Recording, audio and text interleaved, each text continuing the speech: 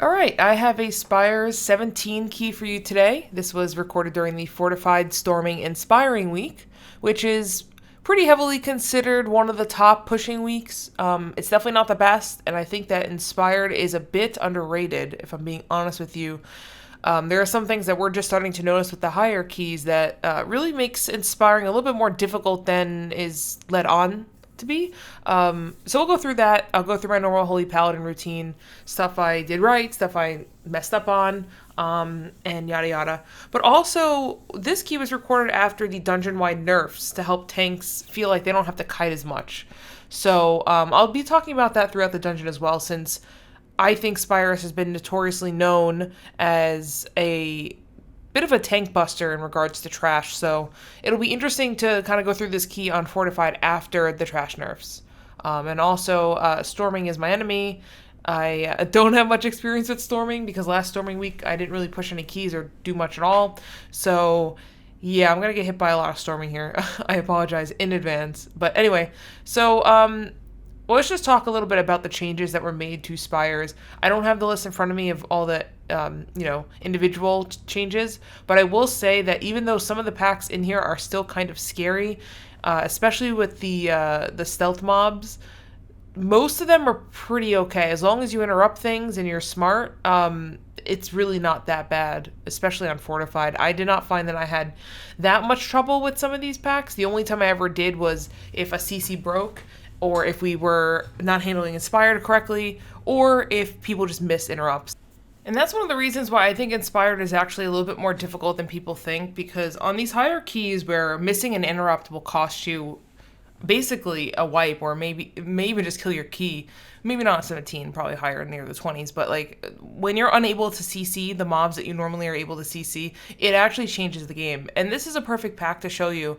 So we didn't pull these mobs far enough away from the Inspired, so as you see, we can't actually interrupt any of these casts, and that dot really hurts on Fortified. I was a second late there to cleanse it because I was trying to help DPS. I just wasn't paying attention. But yeah, like these casts, we can't interrupt. We can't CC them. With that Mender still up, like it gets really, really scary. And if this was a higher key and I didn't immediately cleanse that monk, he would have died. So we're trying to learn Inspired ourselves. By no means are we perfect with the affix. We have not really dealt with a lot of Inspiring. Again, like early on in the season, we didn't do like a ton of early pushing. So Storming, Inspiring, these are two affixes that we are personally not super experienced with. So a lot of people say that this is like a pretty free week. I don't think it's necessarily free because it punishes melee a lot, especially if you're running a Holy Paladin, punishes your healer as well. And Inspiring does really change the flow of the dungeon. It changes the strategy a bit. And if I remember correctly, every Inspiring week, the Inspired mob actually changes. So, it may be the same this week. Like, maybe all the Menders are Inspired, but next time Inspiring comes around, maybe it's all the Goliaths or something. I don't know. Don't quote me on that, but I'm pretty sure that's what I read. I think that's all I really have to say about Inspiring at the moment, because I think the last pack was a perfect example of what happens when Inspiring's either not dealt with properly, or you're unaware of what's actually going on. A lot of times people will just be like, oh, I don't have to kick it, or like not actually watching what casts are going off because it's gray. I know that's a really stupid idea to bring up, but like I feel like a lot of people have just been trained to kind of like not pay attention to casts in dungeons, and then they get punished once they hit Inspiring, or they get punished once they hit high keys. So just keep that in mind when you're playing, especially if you're pugging too. Inspired's probably not nearly as bad for coordinated groups, but when you're in pugs, I'm assuming that Inspiring is probably one of the worst affixes. I have yet to experience that though, so that's just me talking on my ass. But we ended up spawning Pride here with the Mender. Not that big of a deal. We can easily take care of it. One thing to note, though, healers, is these staircases in Spires of Ascension have a very weird LOS issue. So right here, I'm going to ask my mage to step up to the top of the staircase. I highly suggest that whenever you're working with these staircases, you just all group up at the top, or you all group at the bottom. It's kind of hard to tell, but if you look at the staircase, there's like a V, and the V on each side, on the left and the right side, if you're like at the bottom and looking up, they're actually on a decline on both sides. So if you're on the left side of the staircase and somebody's on the right side of the staircase, you actually lose LOS on them. And if you're on the top and somebody else is on the stairs, it's also very easy to lose LOS. So for me, I've just found it the easiest if I just tell people, hey, let's all move to the top. And usually it's not really a problem. I can't really see any packs in this dungeon where moving together would actually be an issue. So anybody who doesn't want to do it, don't run with them again. So this boss, I learned something new about this, and good thing I reviewed the gameplay footage. So I'm doing this, right? And I'm like, why am I getting, what is this dot? Like, I'm not standing in anything. I don't see anything on the ground. Well, today I learned, apparently if you stand in the line gives you a really nasty dot. I was extremely confused as to what was giving me the dot there. So yeah, that was not great, but now I know. Don't stand in the line. But aside from that, everything else on this boss went pretty smoothly. As a Holy Paladin, I highly suggest that you coordinate with your tank when to sack one of the tank mechanics. I believe is called Charge Spear, I think? No, Charge Spear is the one on the DPS. Oh, it's Overhead Slash. Yeah, so whenever the tank is about to get Overhead Slash, I believe he could actually dodge it. It's a little hard, though. So, we just like to play it safe, and he tries to dodge it, but sometimes we just rotate through cooldowns just to be sure. You don't really need sack for this fight unless somebody gets a bunch of stacks from the lines, but if you're playing with a good group, that shouldn't be an issue. Also, assuming that everybody knows that if you stand on the line, you get a nasty dot. I might be the only person who didn't know that and is now doing a 17 on this key, but that is my suggestion, is just rotate through the tank cooldowns because Overhead Slash does hurt. I mean, this is a fortified week, and you saw how much that tank got slapped. These stealth claws are also really nasty, so if you don't use sack on that boss, I highly suggest you open up with a sack on the tank when you pull these stealth claws at any point in this dungeon. There's quite a few packs, but these packs in particular at the beginning are quite nasty, especially because tanks like to double pull them. So, it's one thing that I kind of learned from Pop Pallies, but I do think it applies to most tanks, is if you just open with a sack, it lasts so long, and it just really helps your tank grab aggro, focus on the tanking mechanics, and instead of having to worry about like surviving. As a Holy Pally, if you don't have any Holy Power banked, I've found that it just takes you too much ramp up time to build the 3 Holy Power and then save your tank. I like to open with sack, and that's why you see a lot of times, even though he's at full HP, I sack him because I know, hey, I need 3 globals to get 3 Holy Power for Word of Glory, and my tank can very easily die in 3 globals. So that's one thing to note. It's make clever use of your tools. The only thing that like actually scares me is bopping the tank, and I very much avoid it unless he tells me because it drops aggro. It also gives him forbearance, and he uses Bubble Taunt a lot, and he also uses LOH, so if you're going to run Double Pally, you need to coordinate that. And you might be thinking, well, Double Pally's a really stupid comp. You know what? It's probably not the best, but I will tell you that the number one, well, I'll tell you this. I was looking through Raider.io through the top timed runs, and the top timed Prop Paladin run had a Holy Pally in it, so it's doable. For sure. Probably a little bit harder than, if you were to run like a Demon Hunter or something. But it's very doable. And Paladins do have a lot of tools. And they do a lot of damage. So running 2 Paladins will help you there. But, okay, so we bring these skirmishers down to the bottom. We use the LOS to bring them down because they have these uninterruptible hurls that hurt a lot. Look how much these guys are really hurting.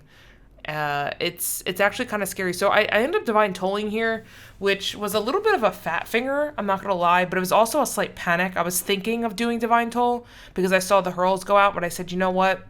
I need Divine Toll for Prideful, but my brain still kind of triggered that I wanted to use Divine Toll, so I used it, and I was like, well, shit, now I'm not going to have Toll for Prideful. So I warned my team, always do that. If you're not going to have a tool that you need for Prideful, you need to communicate with your team and tell them. So we decided that we were going to commit some damage cooldowns and rally to the Prideful ahead of time. Turns out that because it took us so long to kill these, that Toll is actually back up. So it really wasn't that bad of a quote-unquote mistake. But just always be on the same page. I've said this multiple times in my past videos, but as a Holy Pal, you need to communicate with your team more so than any other healer, in my opinion, because you're so reliant on cooldowns. And you need your team to help you if you make a mistake. and or if you just strictly don't have any CDs. Even though I've just found with proper cooldown management, I'm never really in a situation where I don't have a cooldown. And that's slightly mitigated by the fact that I'm running Awakening, which is the meta build right now. It's the talent, for those who don't remember. It is a talent that will it has Word of Glory and Light of Dawn have like a 15% chance or something to proc a free 9-second or 10-second wings. It's actually really, really freaking good. Like, it just procced right there. I just got 9 seconds of wings just from Light of Dawning, and it's actually just so crazy that if proc so frequently. I believe it's 15%. It might be higher. I can tell you it feels higher than 15%. There's been times where, like, I'll wings my normal wings, and then I'll Word of Glory as soon as the wings are over, and then I get another 10 seconds of wings with, like, my damage pot. It's kind of crazy. So I highly recommend running that talent if you haven't started running the Endless Light build, I believe. Oh god, what's the name of that build? I'll put a link in the description below to wingsisup.com, which is like the primary resource that any Holy Paladin should be using for both Mythic Plus and rating. It's made by Ellismere and I believe Jeeth. So highly recommend checking out that resource. Way better than anything I can tell you. They are much better players than I am. But everything that I know, I learned from them. So the information that I'm sharing here, most of it is kind of curated from that. But anyway, these Ether Divers, as a tip, when the casts go off right here, you'll see... Oh, actually, I think it's the next one. They put debuffs on the tank. Watch the casts and immediately cleanse them as soon as it gets on the tank. If there's one cast that's slightly behind, like if it's 2 at the same time and then 1, just wait for the third one and just be ready to cleanse it. Like, don't do anything else and just wait. I've just found that that's the most efficient way to deal with that dot, because on fortified weeks, it really hurts. And again, if you're going to get punished because your DPS are not dealing with that mechanic, then that will wipe you. So coordinate different AoE CCs and stuff to help mitigate the amount of stacks that end up making it to your tank. This pack's a little tricky. We CC'd the skirmisher on the back, but it broke. So as you see, it's hurling at my mage right now. It hurts really bad. I also have the dot that's going off on people. If the dot's on the tank, I don't usually cleanse immediately because he has a lot more tools to deal with the dot than my DPS. And I don't find that this pack is particularly dangerous to my tank. So that's why you see me prioritizing cleansing the DPS over the tank. He also has LOH. I also have LOH, which I end up using on him there. So just keep that in mind. Also, one thing that also remember when you're playing double paladin is it's generally better to let the tank use his forbearance abilities first, which is something I'm working on. And my tank knows this. I've already communicated this to him.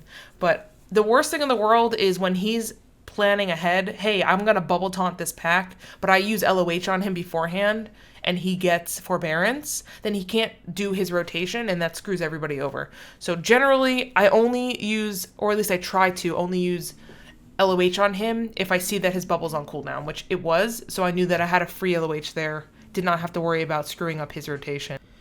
Another thing, too, is, again, just communicate with your team when you don't have any cooldowns up. So here's a perfect example. I have nothing. I have no sack. I have no aura mastery, no LOH, no wings, and no divine toll. And we're about to do a stealth claw pack. So I told my team, hey, I can't help the tank here. He doesn't have bubble either. So we decided to ROP it. You just tell your tank and tell your team, because they can find ways to help you out. They are just as responsible for helping the tank as you are as a healer. There's a lot of CC, a lot of damage cooldowns that they can pop to try to blow through things fast. And good teams will make use of everything and not just look at meters and try to maximize damage. While the game, yeah, it is about maximizing damage, it's also about realizing, okay, we need to work as a team to get through these parts of the dungeons. And that's what makes a good team a good team. And it's kind of hard to see that in WoW. It's hard to watch like a high level key or watch like MDI and like actually know all the nitty gritty details that they make, why they choose to make the decisions that they do, at what times and whatnot. It's easy to get caught up in the, oh my god, this mage just blew up. He just completely out DPS the rest of his teammates. Well, did the rest of his teammates just use damage cooldowns on the pack before to help the tank out? Those are the things that you don't really get to notice until you actually start doing it yourself. So here's a little mistake here. We're trying to CC this Dark Praetor here with a paralysis, and I'm kind of zoning out because we're chatting, and I forget that the Self Claws are right here. Would have been nice to have bubble there so I didn't have to panic, but my tank just bubble taunted there so that they didn't come kill me. That was totally my bad. I was not paying attention, and honestly, I thought the Self Claws were at the top of the staircase. I totally forgot that they were right there, so keep that in mind. Don't run ahead of your tank in Spires of Ascension because the Self Claws will get you.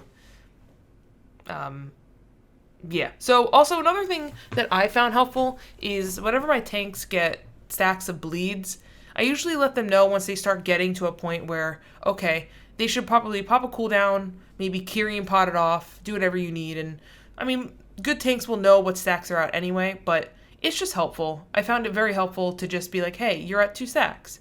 And then usually my tank will go, okay, I'm going to cleanse it at 3, or I don't have anything. So I know early, I know ahead of time, so that I'm not waiting until he has 5 stacks and he's like, well, I didn't have anything. He has really good communication with that, and a good tank will be able to work around rotating cooldowns and stuff for situations like that. Yeah, so we're just going to do Pride here real quick. No big deal, not even close. No one was close to dying at all. Don't even worry about it. Definitely was not regretting not having any cooldowns except for Divine Toll for that. But that was an example of us not really committing anything to the Prideful. So we ended up using Commanding Shout, or Rallying Cry, I guess. I don't know why I keep calling that Commanding Shout, man. It's been so long since it was called Commanding Shout. It's just such a bad habit for me, because I used to play Warrior back in the day. A lot of these new Warrior things I don't know.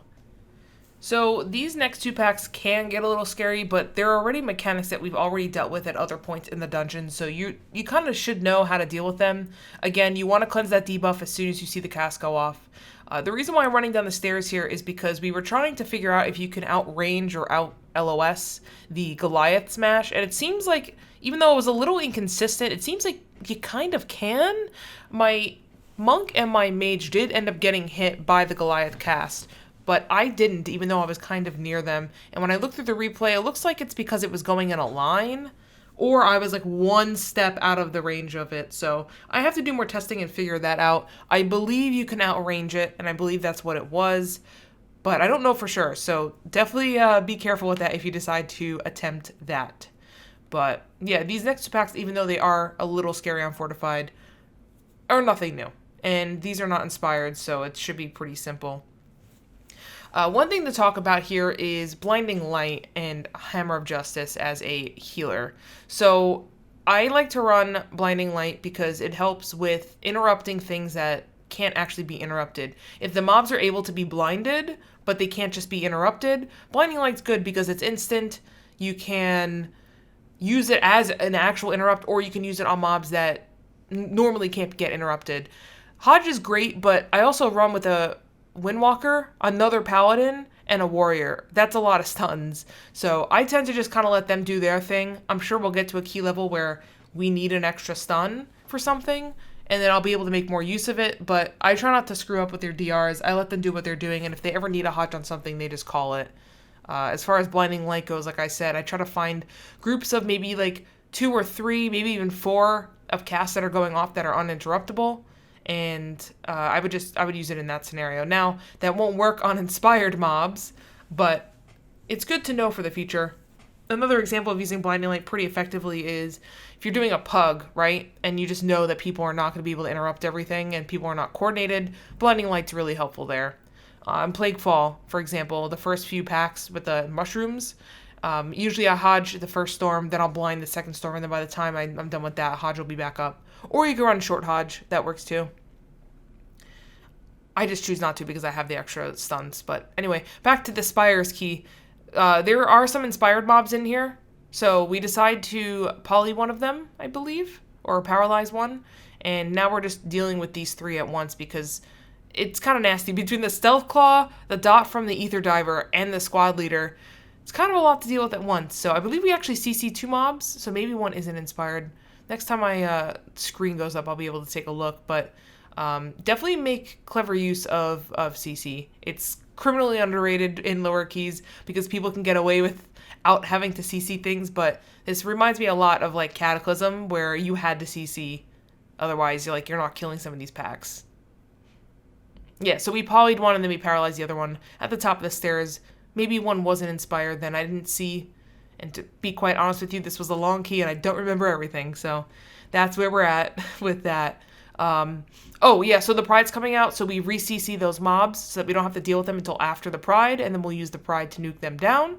Again, just everybody stand at either the bottom or the top of the stairs. It's just the best because you don't have to worry about LOS. And it's quite annoying as a paladin to have to be on top of the mob and you can't move around to get to your allies.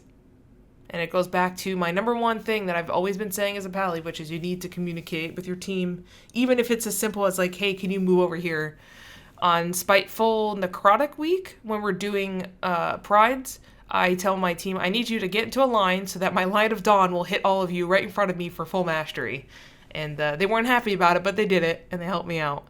So, yeah, we're just going to nuke these real quick and then move on to the boss. Now, this next boss on Fortified is pretty much a joke. I think this is actually pretty hard on Tyrannical, but with the Prideful and a hero, you can just nuke him so fast and not have to worry about it, really. I mean, we almost killed him before his damage phase, so you'll see really quick. I just pop everything. I pop wings, I pop potion. I tell my tank, hey, I'm just going straight Mongo DPS, and he's like, okay, I'll just pop defensives. So, yeah, make use of that too. Know when you have time to actually go Mongo DPS. So we're just going in here. I mean, look at this guy. This guy's getting melted. My DPS are just blowing him up. Not even close. A little tip for this fight is I like to bop the bleed damage off so I can continue to focus doing damage as long as I can. By the time the second bleed comes out, though, I'll probably just have to prioritize healing them.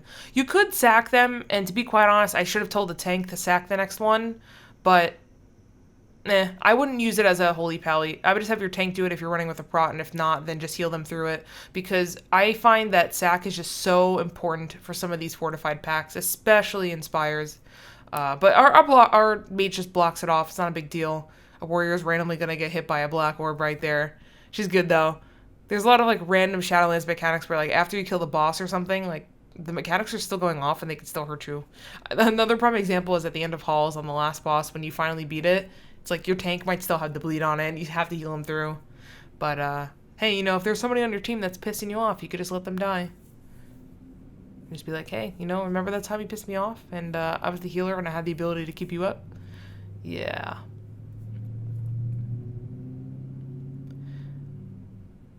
God, these angels take so long to fly over. I wish they sped it up just slightly. I mean, I know this timer is built into the key timer, but it just feels kind of bad. I like having the break for a second, don't get me wrong, but I don't know. Okay, so our tank's going to pick up the spear, and we're going to use the spear later in the dungeon.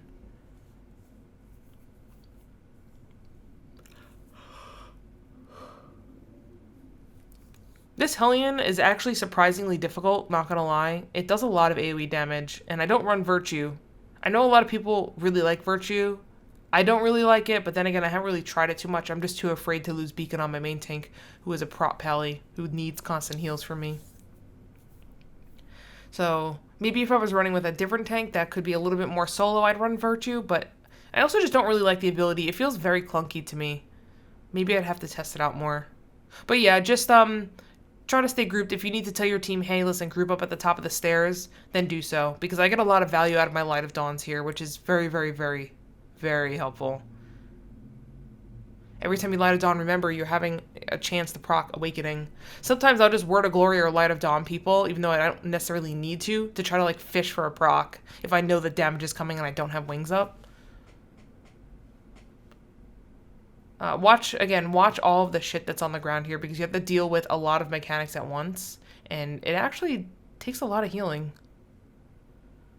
I tend to spike to about 10 to 11k on some of these packs right here because there's just so much stuff going on. Like if you see in the corner, I just spiked up to like a 10.5. Now I'm hovering around 10. Just a lot of healing that needs to go out, and any extra damage that your team takes, especially if you're in a pug, really just makes that much of a difference. This pack, even though we're handling it pretty well, is a difficult pack. We've just done this dungeon a good amount of times, and we're all on the same page as far as interrupts go. We're all in comms. It's very easy to deal with these kinds of things when everybody's on the same page. I would imagine this key in particular is probably very difficult to pug without any type of comm.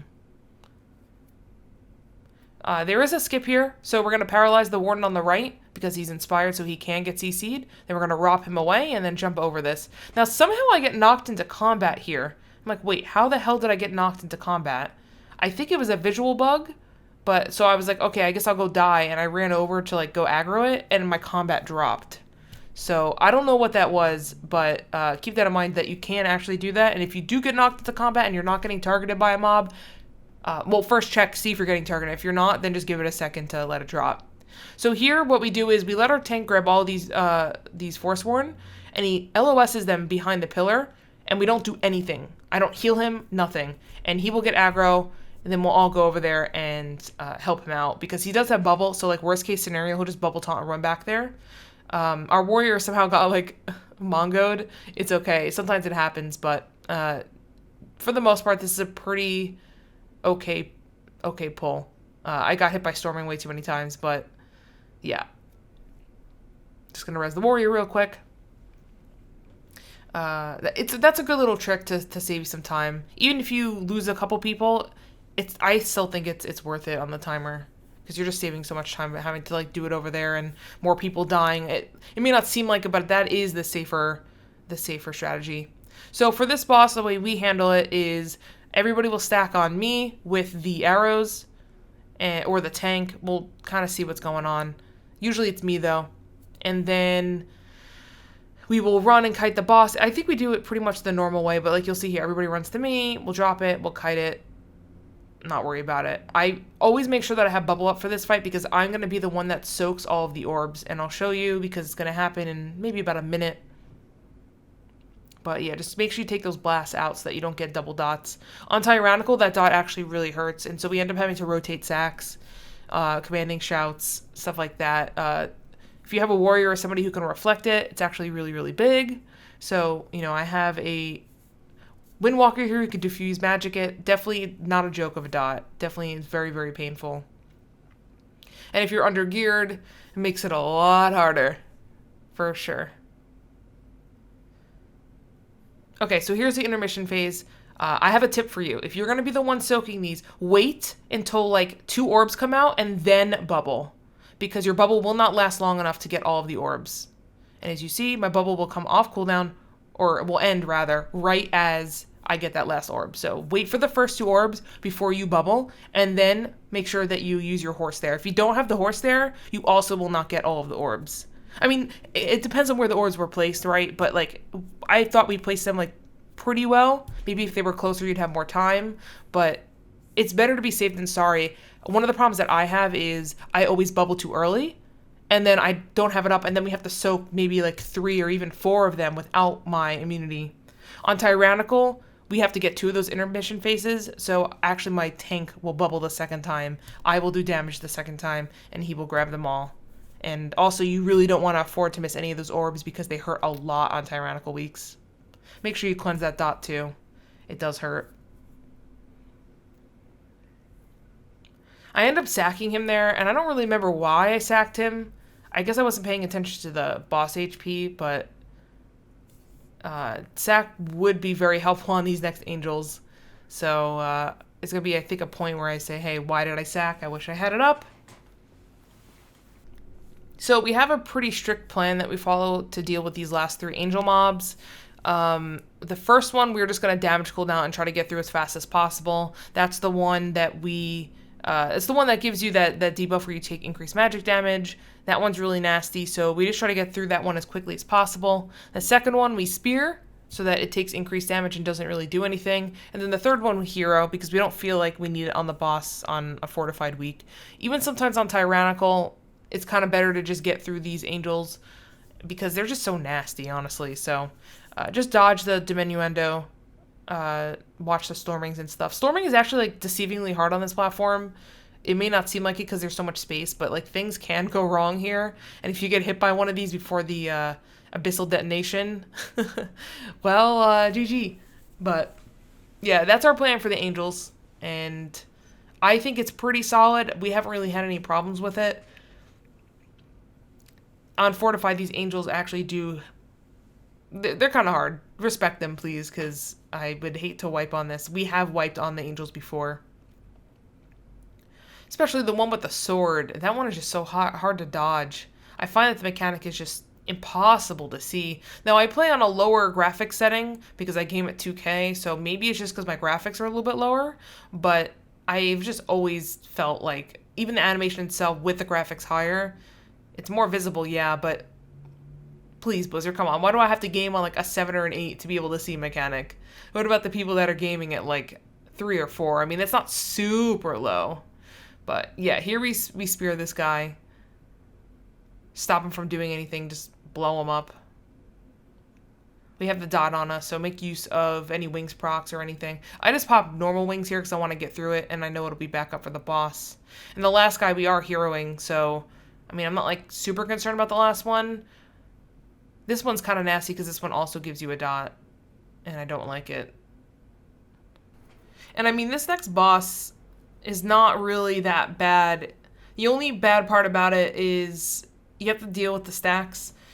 On Tyrannical, the stacks do hurt a bit, but even at, like, 4, maybe even 5 stacks, it's manageable. And to be honest, as long as you don't miss the spear, you shouldn't be getting more than those anyway. So don't be afraid to pop cooldowns, even as a healer, on these trash pulls and the prideful, because by the time you get to the intermission phase, a lot of your stuff will be back up. So don't be afraid. Don't be greedy. Greediness will kill you on these keys, and you don't want to deal with that, because the last thing you want is to wipe and say, well, if only I just used this instead of holding it for the opportune moment, we would have lived and we would have timed this. So yeah, just get through this. I actually hold toll here, just because I know I don't need it. I don't want to waste the cooldown, but you know, we do have another angel to get through. We hero this, I believe. No, this one we spear as well, and we hero. Yeah. So the reason why we drums is because we had the hero debuff on the second angel, and we hit hero but didn't get the actual buff. So yeah, actually our plan was to hero the second one, but we couldn't. So we ended up heroing this one. Doesn't matter. I would just make use of hero on the angels above the boss because it's not worth it. These angels are just awful to deal with. So there you go. I guess it is, you know what, it actually does make sense to do it the other way, because you hero the second one, then you get prideful for the third one. I mean, that angel just blew up, and you don't need it for the boss, like I said. Number one thing here, honestly, is just dodge the charge and stand an abyssal detonation. Your tank should tank him by the abyssal detonation anyway, or tank her rather, so you shouldn't have to really worry about it. I try to cleanse when I can on the lost confidence. I'll have my monk kind of take care of the first one anyway with diffuse magic, but I'll cleanse the other one. It's not huge, as long as they just run it out to the side. It doesn't really matter where it drops, in my opinion, as long as it's not in the abyssal detonation, because you're going to be running around anyway, and there's going to be black patches going everywhere. So don't stress too much about, like, oh, you have to run it out. Just make sure it's not in the detonation. And then Light of Dawn, the abyssal detonations, maybe even Aura Mastery, one of them. I Aura one later, but it still hurts even though you're in the thing that'll save you. But I just like to top people off in case they then get hit by the charge. You want to make sure that people are at full HP as much as possible. As far as the cleanses here go, it is tough. I'm not gonna lie, it is tough. But you know, pop wings for one of them, just heal through it, do damage, do what you gotta do. I usually I usually cleanse at about 3 to 4 stacks, kind of depending on who it's on. I don't prioritize the tank at all because he can heal himself and pop a defensive. So I try to grab the people who I know need some help, like maybe the mage or the warrior. Depends on your group comp, really. If I know I have a defensive up, then like my shield, then I'll know, okay, I can soak some of this and I'll be okay. And I guess if you are a priest, you can just MD all of it. If you have a shadow priest in your group, you can MD all of it. It's not bad at all. Just, but like for this abyssal detonation, make sure you're trying to get people as close to full as possible. Divine Toll if you have to. It's just rinse and repeat. It's a very simple boss, and quite honestly, it's definitely one of the easier ones. I've only had issues with this boss when the spear is missed. If the spear is missed and you're on a 17, you're probably not going to make it even on a fortified week, because then things are just going to get really rough. Then you're going to have to start rotating some bubbles and sacks and stuff like that.